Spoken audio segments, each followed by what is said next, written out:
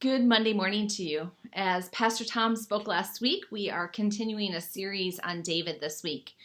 You might notice I'm sitting at a different kitchen table with you today and tomorrow. I was at a retreat this weekend and had the opportunity to sit and visit with my mom for a little bit. By the way, if I look a little tired, it's because all of the state of Wisconsin was rejoicing yesterday. It was a great day. If you know anything about baseball, it was fun for the Brewers, and you just might want to be a little kinder to Pastor Tom today. So let's get to the business of the Daily Devotional.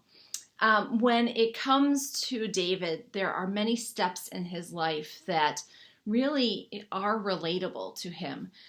His faith journey, while it's profound and it has big events, I think all of us, when we think about the struggles that we face in life, when we think about how God has spoken to us in our choices and our decisions, we actually have a lot in common with David. Today I want to talk about David and Goliath. It's one of our favorite stories that we love to teach children in Sunday school.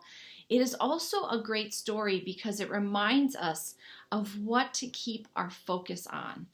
Or really better said, who to keep our focus on.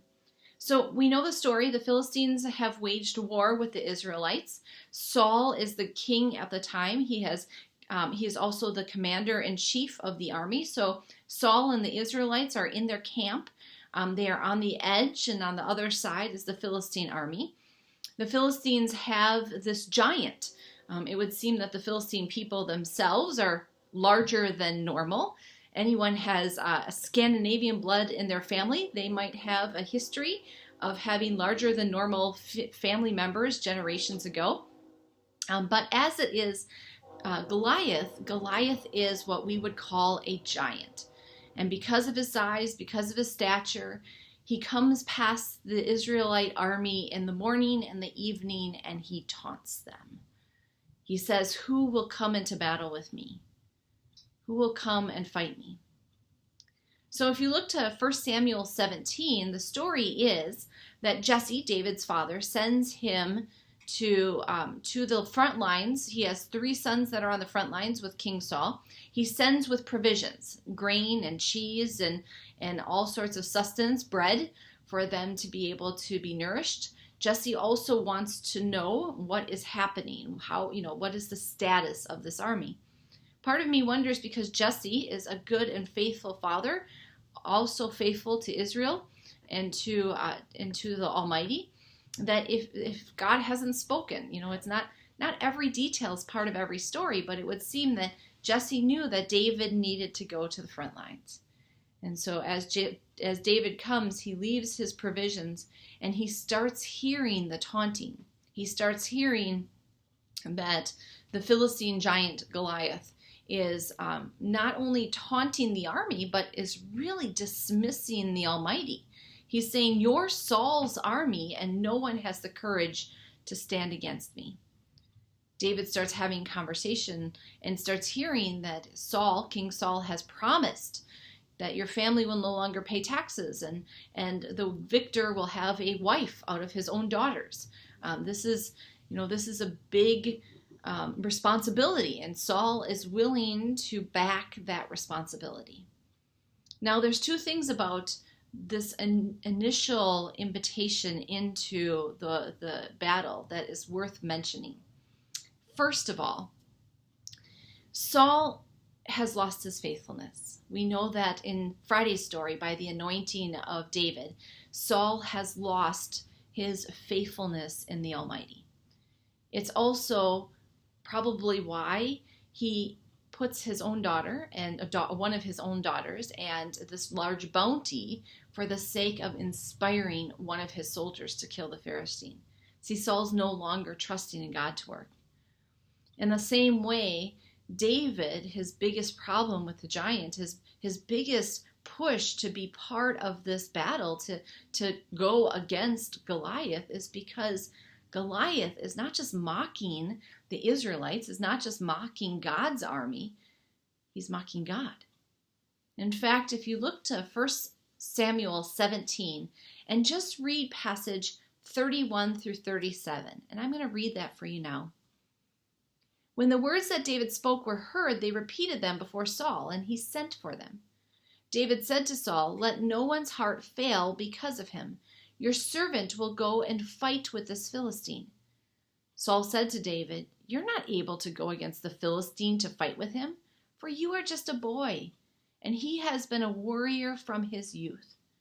But David said to Saul, "Your servant used to keep sheep for his father, and whenever a lion or bear came and took the lamb from the flock, I went after it and struck it down, rescuing the lamb from its mouth.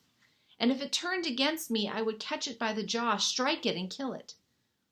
Your servant has killed both lions and bears, and this uncircumcised Philistine shall be like one of them, since he has defiled the armies of the living God." See, that's that piece. David knows that the Philistine giant has not just defiled these soldiers, his brothers included, and even the king, but he's defiled the armies of the living God.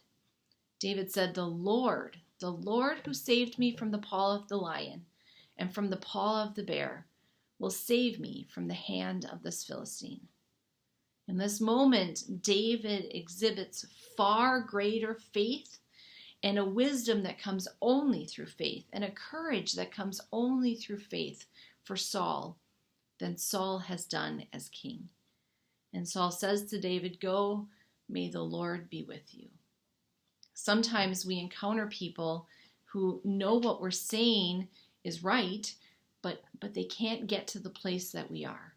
They don't have the depth of place, and so they just wish us well as we move on our way. Of course, we know the story. David comes with 5 smooth stones out of the wadi.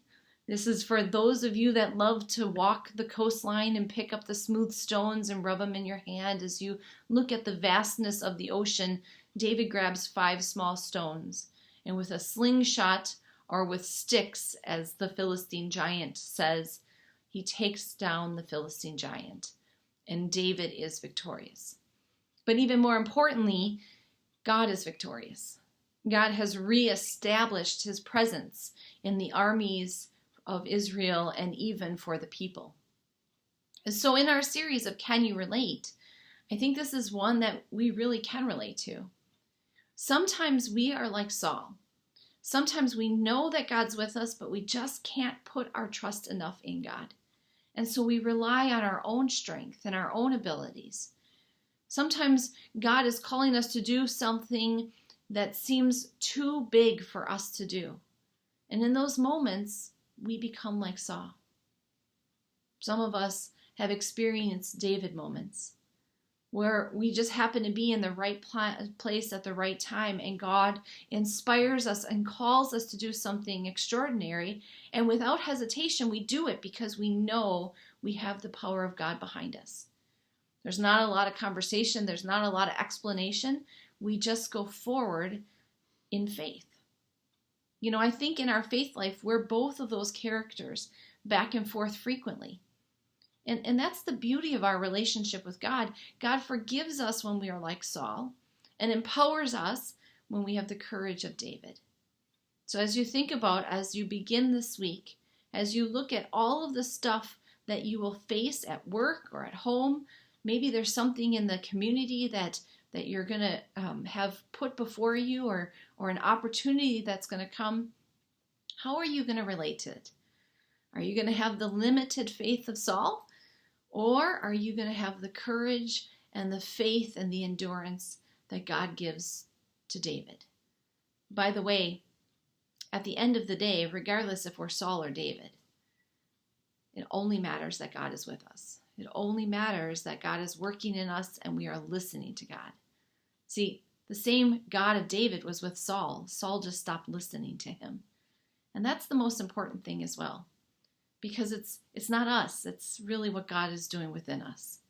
And so I hope you go forward into this week with the courage and the excitement and everything that God is for you this day and tomorrow. Have a great Monday.